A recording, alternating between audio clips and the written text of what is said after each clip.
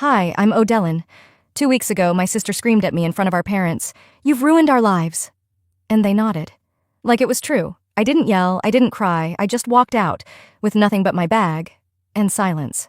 But this morning, I woke up to 14 missed calls. Now they say they need me. So, what changed? Before we dive in, what time are you listening to this and where from? Drop a comment. Because maybe you've been erased too, until they realized they needed the one they discarded. It was already dark outside, but the air inside the house felt even heavier. My sister Seraphine sat perfectly perched on the edge of the family's oversized cream sectional, her ring light glowing like a halo around her. She was finishing a live stream, something about hitting 50,000 followers on social media. My parents sat nearby, nodding along like she'd just gotten her PhD. I stood in the doorway between the kitchen and the living room, clutching a chipped mug of tea I'd reheated twice. My name hadn't been mentioned once in the past hour. That wasn't surprising.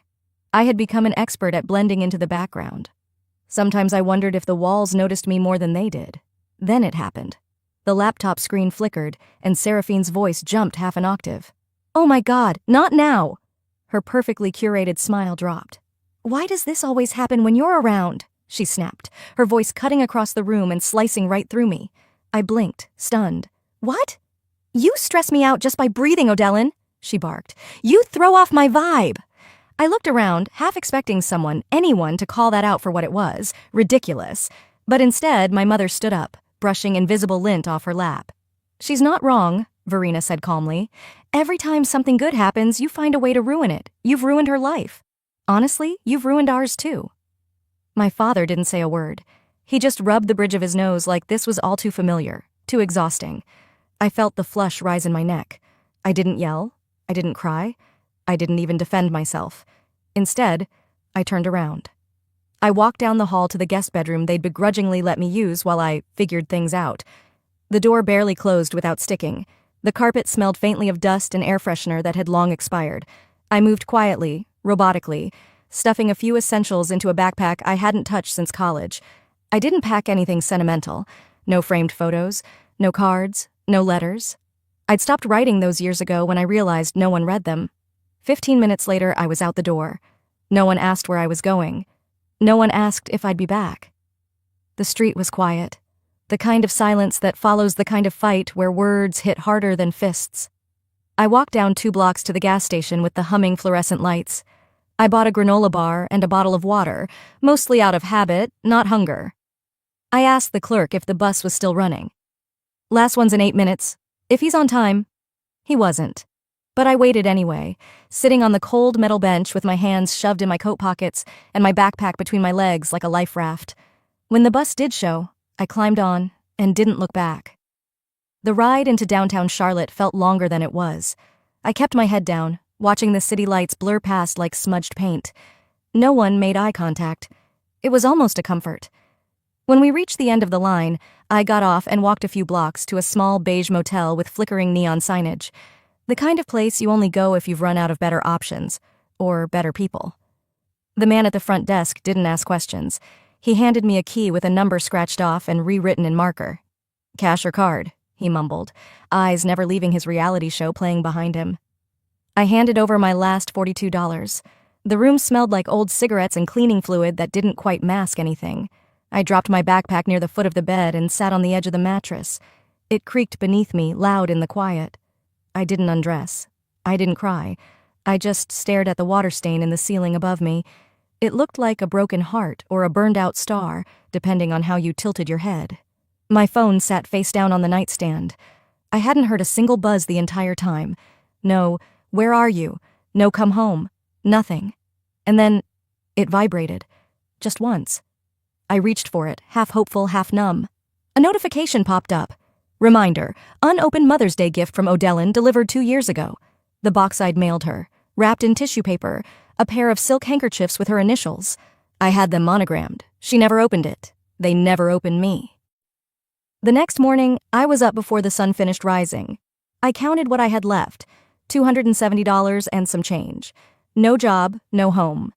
But something about that note made the math feel less like a countdown and more like a challenge. I walked toward downtown. My feet ached before I reached the corner gas station, but I kept going. A little cafe near the bus depot opened early and had a small chalkboard sign out front. Free Wi-Fi, coffee refills all day. That was all I needed. Inside, it smelled like burnt toast and floor cleaner. I ordered the smallest coffee on the menu, $1.75, and took the seat closest to the outlet. I pulled out my phone and logged into a few freelance tutoring platforms I had bookmarked years ago but never used. One of them still had an old profile saved. I updated it. Specializing in SAT and ACT prep, writing support, study planning, patient, reliable. Under About Me, I wrote, I believe in showing up, even when no one else does. By noon, I had applied to 16 listings, parents desperate for help with test scores, students overwhelmed by college pressure, people I could understand in ways my own family never tried to understand me. Halfway through the 5th application, I paused. The words, reliable, compassionate listener stared back at me from the bio section. I remembered Grandma's voice. You were always the one who listened. She used to say that when I sat at her feet during Sunday dinners while everyone else talked over one another. She saw something. Not flashy, not loud, but something real. I swallowed hard, thinking back to the funeral. We were standing in the reception hall, surrounded by polite people with bad coleslaw. A family friend I barely knew leaned in gently and said, Your grandmother's second letter was beautiful. I hope it brought you peace. Second letter? I blinked at her. I only got one. Her face fell, confused. Oh, I must have been mistaken. She said she wrote you another, 8 months before she passed. I'm sure it got to you. But it never did. And when I asked my mother about it, 3 days after the funeral, still trying to give her the benefit of the doubt, she didn't even blink. Oh, it wasn't anything important. Just sweet old lady things. Just sweet old lady things. That letter, too, had been erased, like I had been. A pattern so long and subtle, you don't notice it until you wake up one day and realize all your edges have been sanded down by people who said they loved you. I shook the memory off and refocused on my applications. A ding came in. One parent responded, then another. By the end of the week, I had 3 clients, 2 high schoolers and 1 adult learner prepping for a GED. The library 2 blocks from the cafe allowed guests to borrow Chromebooks for online sessions. I booked 2-hour slots every afternoon and used them like my life depended on it, because it did. The pay wasn't much, but every dollar felt earned, and the students, they listened. They asked questions. They said thank you. One girl named Riley said during our second session, You're the only person who's explained this in a way that makes sense. It felt strange, being seen by strangers in ways I'd never been seen at home. That evening, I returned to the motel and recorded my income on the back of the same receipt from when I checked in. I wrote down the tutoring hours, the payments I'd received on PayPal, and how much I could afford to spend next. 2 more nights. I looked around that tiny room. It smelled faintly of bleach and damp curtains, but it was mine for now. And that was enough. For the first time in years, I felt the slightest thread of pride uncoil in my chest. They never noticed what I was building, I said aloud to no one, because they never thought I could. It wasn't just bitterness, it was clarity, cold and clean. I lay down, still wearing my jeans, too wired to sleep. The motel buzzed with faint conversations through the wall and the whir of a vending machine outside. Just as I was about to put my phone on silent, a post popped up on my feed. Family is who shows up when it matters. Don't ever forget that. It was Seraphine's caption. Her face gleamed next to our mother's, both holding glasses of something bubbly. I barely registered the fake smiles before my eyes locked onto something behind them, a photo on the wall, the family portrait. But I wasn't in it. I stared at the photo, my thumb instinctively zooming in. My eyes locked on the familiar hallway wall. Same textured beige, same soft shadow from the hallway lamp, but the frame was different. Gone was the old family portrait we took when I was 16, back when everyone still pretended I belonged. In its place, a glossy new photo. Seraphine in the center, of course. Mom on one side, beaming in her cream cardigan. Dad, stiff but smiling as if coached. Even the dog, Sprout, the golden retriever they got after I moved out, sat proudly in front. It looked like a campaign ad for some Hallmark version of our family. Only I wasn't in it. Not a mention, not a trace. Just a clean, cheerful slice of life, trimmed to remove the messy parts. I didn't cry. I thought maybe I would. But all I felt was a slow, rising heat in my chest. Not sadness, not quite rage either. Something quieter, heavier, like watching someone throw away a letter before reading it, and realizing it was yours. I sat on the edge of the motel bed, the phone still glowing in my hand. A few years back, I might have told myself they probably just needed a smaller frame, or maybe they didn't realize I'd notice. But not this time. This wasn't an accident. It was official.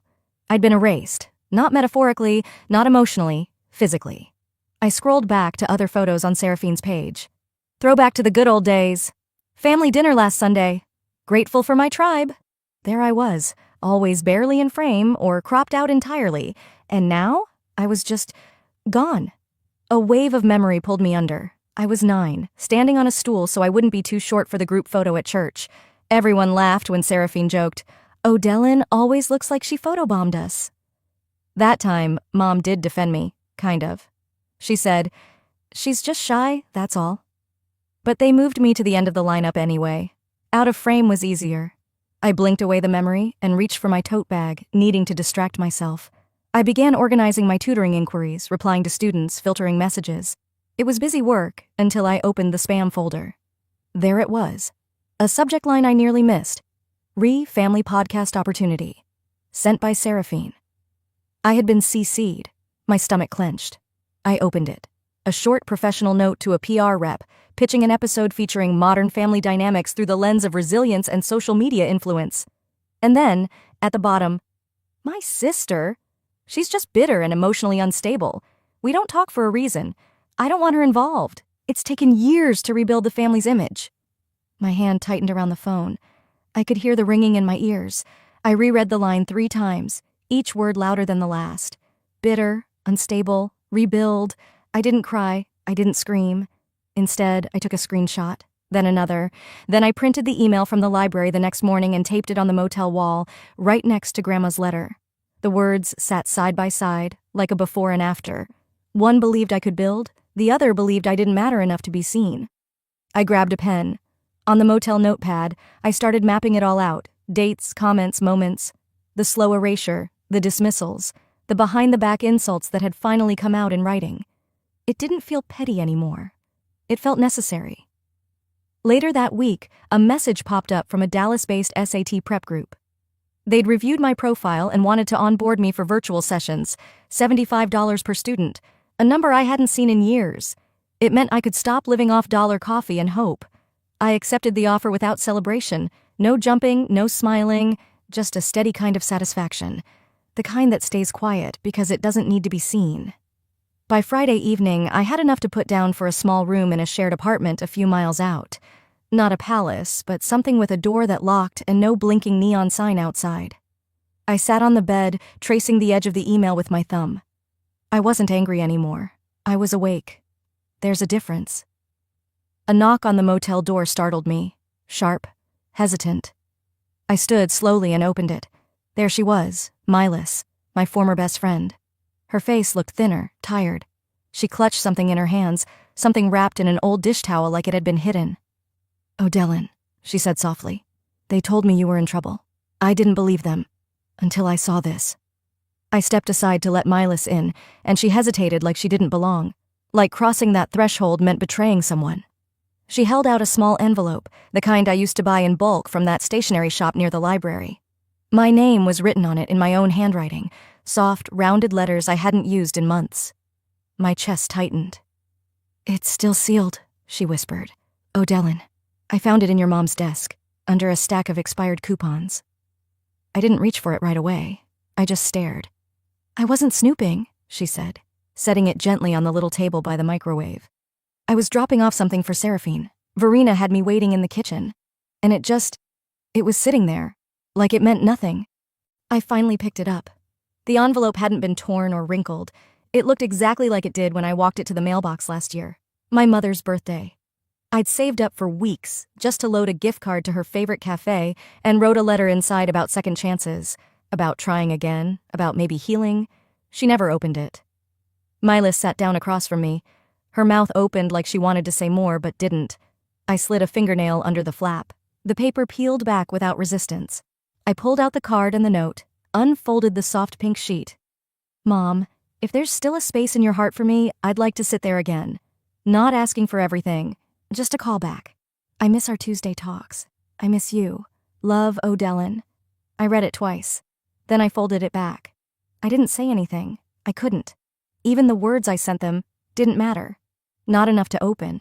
Not even enough to throw away. Just tucked under coupons and forgotten. Like a scratch-off that didn't win. Mylis finally spoke. That wasn't all I found. She reached into her tote and slid a few printed pages across the table. Seraphine's new site, the Success Academy, or whatever she's calling it. I used to help you build this stuff, remember? I'd know your voice anywhere.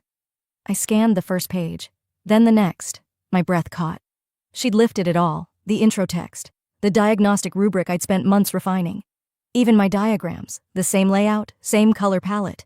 Only now it was under Seraphine's name, her photos, her brand. She said you gave it to her, Mylis added quickly. I knew that was a lie. I laughed, one of those short, breathless sounds that die before they reach your throat. Even my sidebars, I muttered, even the section headers. My voice shook, but I stayed still, like movement would let the betrayal crack wider. Mylis sat quietly while I took it in. A few hours later she left, hugging me tightly, then slipping out the door with tears in her eyes. The room was quiet again. I sat on the floor, my back against the cheap wood-paneled wall. No music, no TV, just the hum of the mini-fridge and the occasional creak of the pipes. Then came the buzz. The phone screen lit up. Missed call, Dad, then another, and another. I watched as the count ticked up to 14.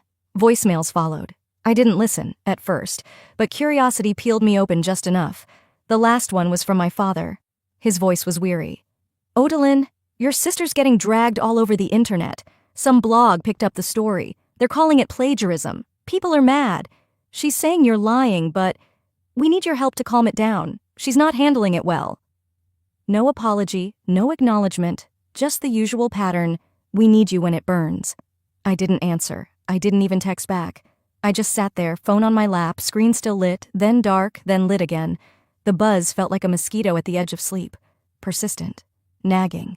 Never letting up.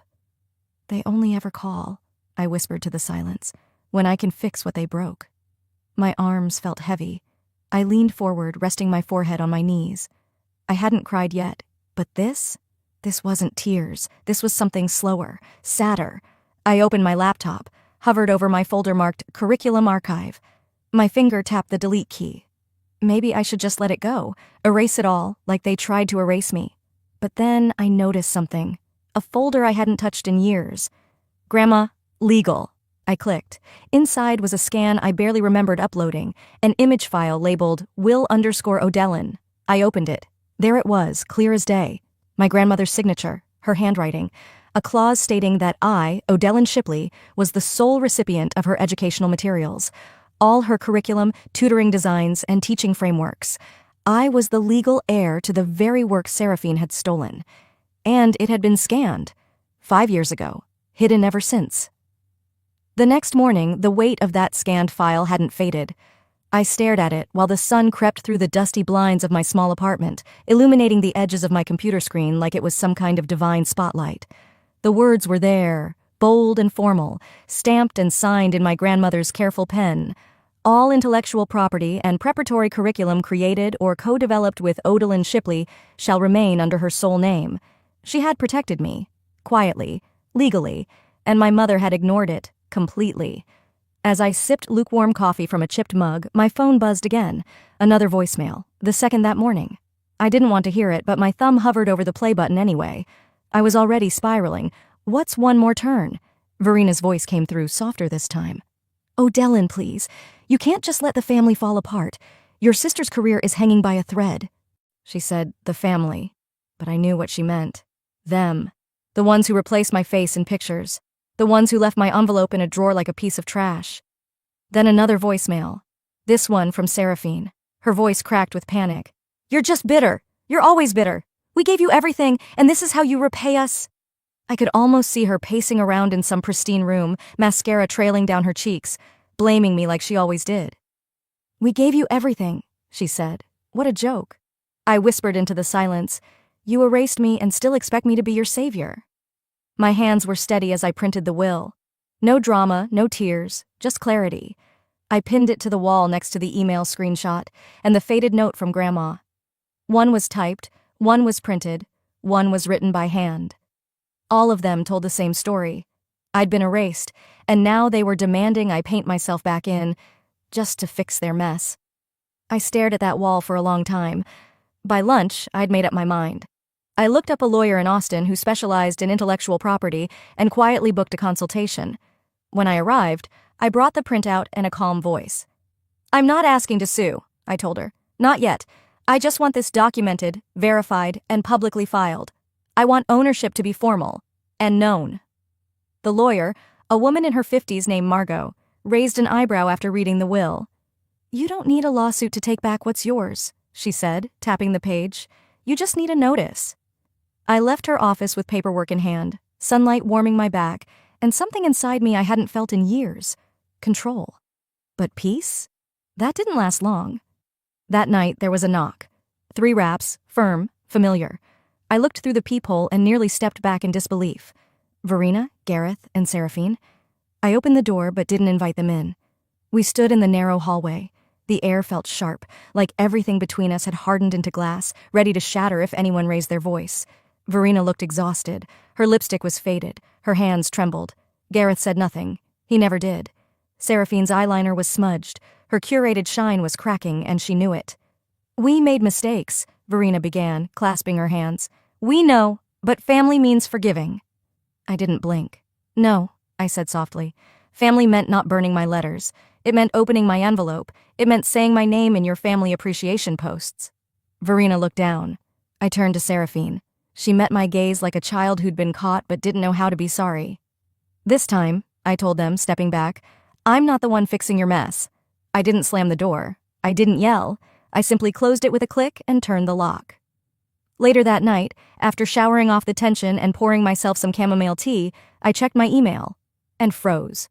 A bold red notification greeted me.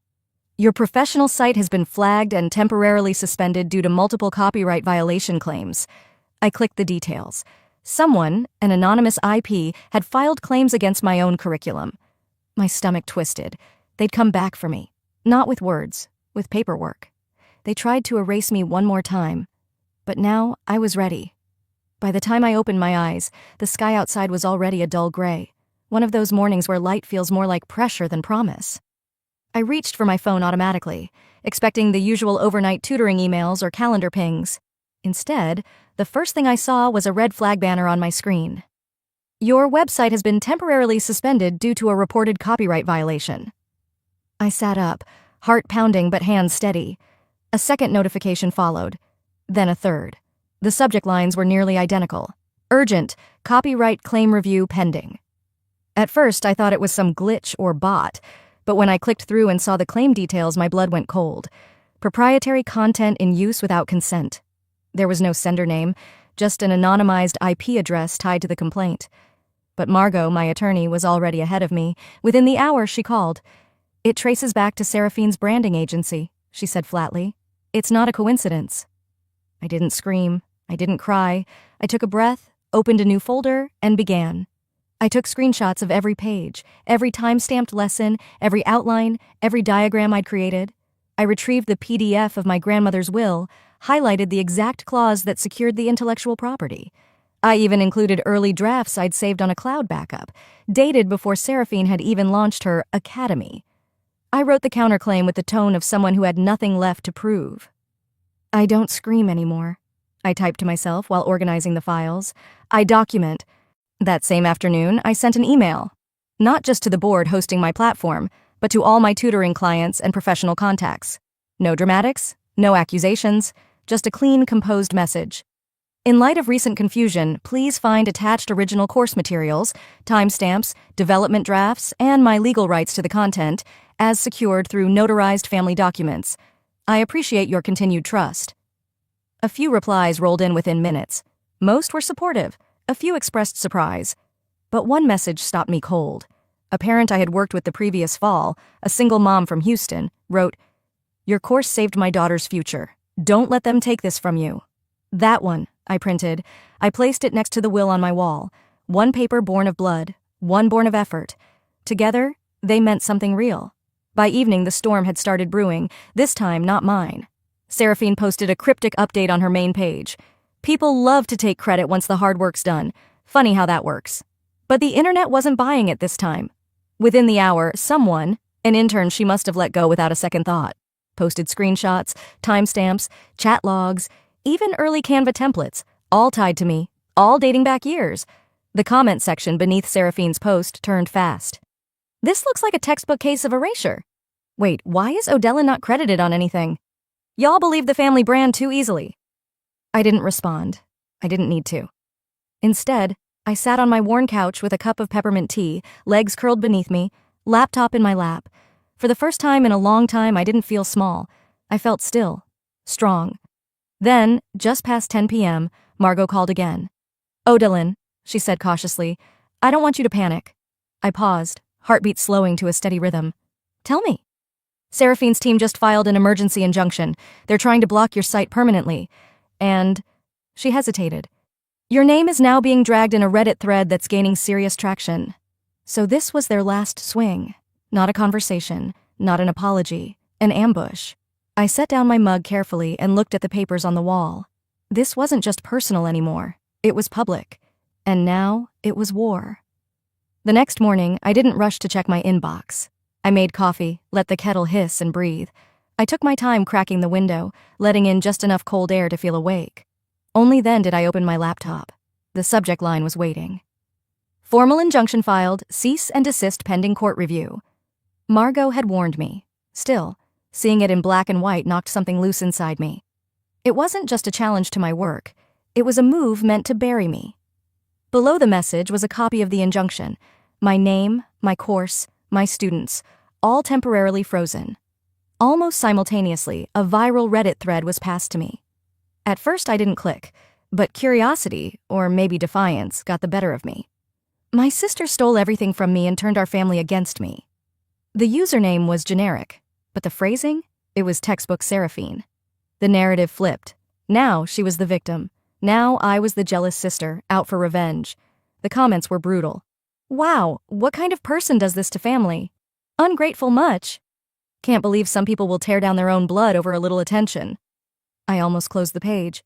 Almost. Then I saw one comment near the bottom. Funny how the receipts always show up when the loud ones overplay their hand. It stopped me cold. It wasn't loud. It wasn't long. But it reminded me. I had the receipts, all of them. I didn't waste another second. I pulled up my webcam, kept the room dim, no makeup, no angles, just me. And I spoke. Not with anger, not with apology. I placed the printed will in front of me. Read the paragraph aloud, the clause about ownership. I showed the signed page, then screen shared the original curriculum files, the drafts, the timestamps, the side-by-side comparison of her rebranded content, and finally, the emails, the one from her agency, the one from her PR team, all with my name scrubbed out. When I finished, I looked directly into the lens. "They say silence is strength," I said quietly, "but sometimes truth needs a voice. This is mine." I didn't add music. No dramatic cut. I didn't ask for support or sympathy. I just clicked upload and let it go. Within 2 hours, my phone didn't stop buzzing. Old clients shared the video. "This woman helped my son pass his GED. She worked with my daughter when no one else would. She's the reason my kid got into college." A teacher I'd collaborated with reposted my slides. A blogger I'd never met stitched the video on TikTok, praising the calm clarity. Even the Reddit moderators took action, labeling the original thread a misrepresentation and locking the comments. Something was shifting, slowly, but undeniably. Late that night, I got a voicemail from my mother. Her voice was low, not performative, just tired. "We're sorry. Not for everything, maybe not yet, but for now. For letting it happen. You didn't deserve that, Odalyn." She didn't ask me to call back.